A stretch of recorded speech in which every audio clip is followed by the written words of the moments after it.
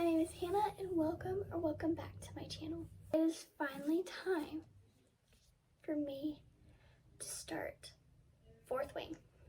I have waited so long to start this and I'm finally gonna read it. And you guys are going to come with me and read it with me. So yeah, I'm excited. I don't really know much about it. All I know, I've tried to stay away from spoilers and things like that. So all I know is there's dragons and there's a romance. And it takes place in a college. That is really all I know. So I am pretty much going into it blind. I haven't even read the synopsis because, again, I just want to go into it as blind as I can. And so yeah, that's what's happening. Hope you guys are excited, and without further ado, let's get reading. What? Oh. Say hello to the camera.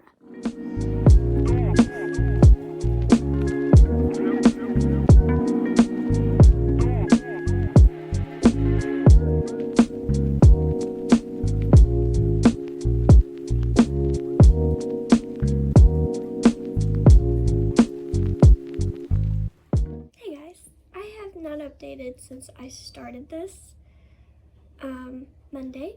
It is Wednesday, but I am not feeling good today, so you're gonna have to excuse the bags under my eyes. But let's talk about Fourth Wing. I am on page 179, chapter 16, and oh my goodness, I completely understand the hype. I am loving it. I'm at the part where Violet has bonded with her dragon, and let me just say, I am in absolute love with her dragon. I love him. Like, he's got personality, and I love it. But give me a second. Let me get my thoughts in order.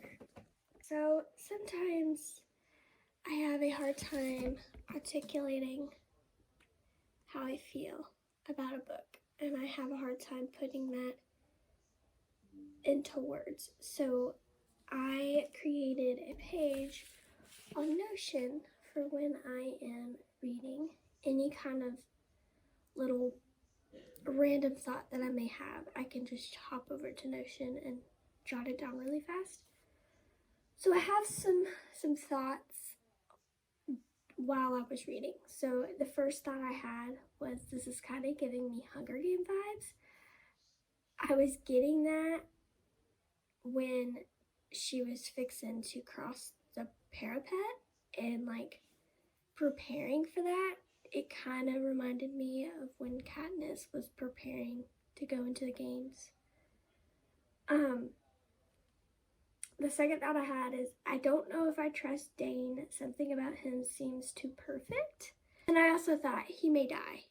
Two things, because Dane is so perfect. He either is not trustworthy or he's going to die. That is just my theory. There was a scene with Xaden that I fell in love with him a little bit. just a little bit. And then I thought while we were reading that Violet was going to bond with the Feathertail dragon, because, I mean, it's small, but that was not the case. And then I had a theory that the Feathertail was either going to save Violet's life or Violet was going to save the Feathertail's life. And then it comes to pass, and they end end up saving both of each other's lives, you know, in some type of way.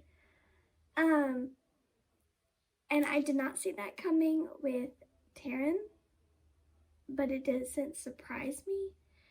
The fact that he came, because they talked about him being like the biggest dragon, and he hasn't bonded in so long, and I'm like, okay, well, you know, they made a point, and then all of a sudden, Violet bonds with him, so it wasn't surprising at all. And then I said, I'm in love with Taran. I am in love with Taran. I love him.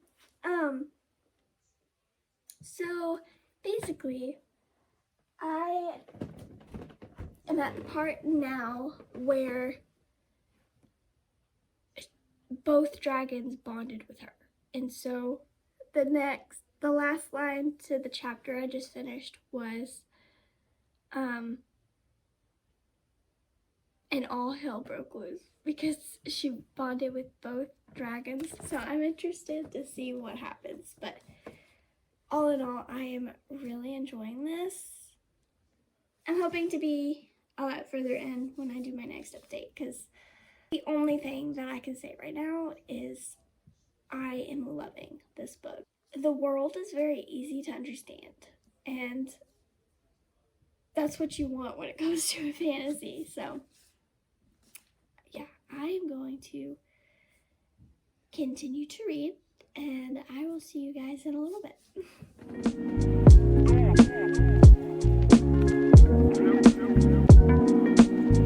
I'm really starting not to like Dane. I'm on page 185, and every time Dane and Violet are together, it's always, you have to find, my cat's staring at me. You have to find a way out of here, or there's a way out of here. And now it's, you have to choose, I'm probably going to butcher this, but Andarna. You have to choose her and not Taran, because she's the safest option, even though Taran has done nothing but protect Violet. He has helped her. I mean, like, Dane is irking me. He is irking me. But I'm going to continue to read and see how this plays out. Okay, so Taran and Xaden's dragon, they're mated, which means that she'll be with Xaden a lot. So, force proximity. I don't know if he still wants to kill her. They've had too many interactions where he's had the chance to kill her and he just didn't. So I don't think he wants to kill her. I mean, we obviously don't get his POV, so I don't know, but pretty sure he has just kind of let that go and has kind of started to like her a little bit. So, Dane, you'll be fine. Stop trying to convince her. Hey guys, so it has been a few days since I updated my progress, and honestly, I have been sick this week, so that's why I really haven't felt like picking up the camera and updating. And like I said in my last clip, I tend to have an issue with articulating my thoughts about something, and reading is no different. But I'm still not feeling good today, but I figured we would go ahead and talk about it because I'm finishing it today and I would like to do an update before I in fact finish it. So I am on page 347, chapter 28. So I've got a little over 100 pages left, and I am I already know what I'm going to rate it, and we haven't even made it to the end, but it doesn't matter because I already know exactly what I'm going to rate it. This is probably one of the best fantasies I've ever read. Granted, I haven't read very many because I am still new to reading, but this, the romance. Our main characters have kissed twice. Once out of passion and another because he was trying to distract her from something. But twice, and we're almost done. And they're not actually together yet. So talk about slow burn, major slow burn. And I love it. I am absolutely loving every minute of this book, and I cannot wait until I finish it and know how it ends. And I'm so glad that there is another book in the series, even though I haven't heard very good things about the Iron Flame, the second book, but we ain't talking about that. We're talking about Fourth Wing, and wow. I, again, will have more thoughts and feelings after I finish it. So let's get her done. I'm going to get me something else to drink and get comfy.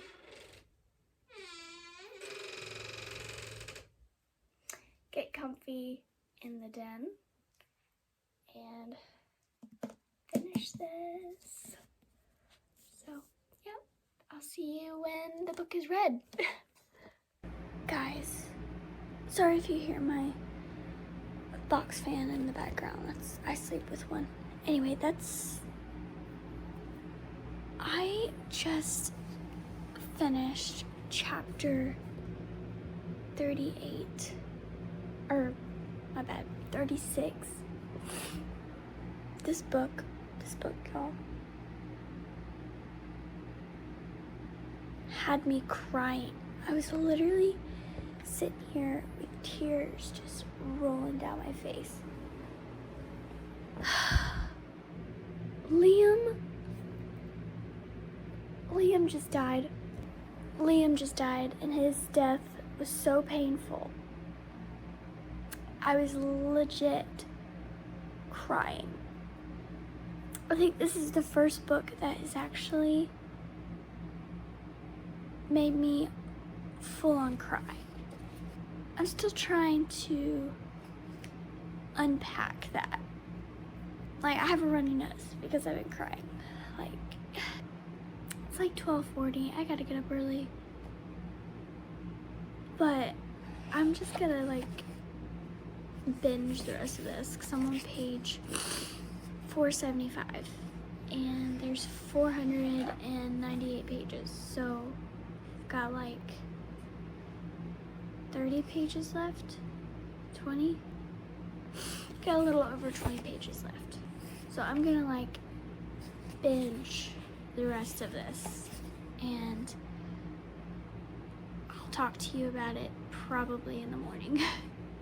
But I needed to kind of get that off my chest, that a character that you've kind of grown to like and grown to love with our main character dies right in front of you, and it's very descriptive, you know, so it makes it very sad.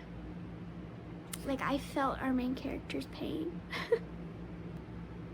It's definitely a 5-star. Like, I just know it. A big reason is because it has made me cry, like legitimately made me cry full on. I've read a book in the past where it's made me shed like one tear and then I was good. But this one made me cry, you know? Anyway, I am going to binge this. I'll talk to you guys when I finish. Okay. Okay, so last night I finished Fourth Wing by Rebecca Yarros. Wow. Wow. first off, I cried, as you saw in the last clip. I cried. I did not expect for this book to make me cry.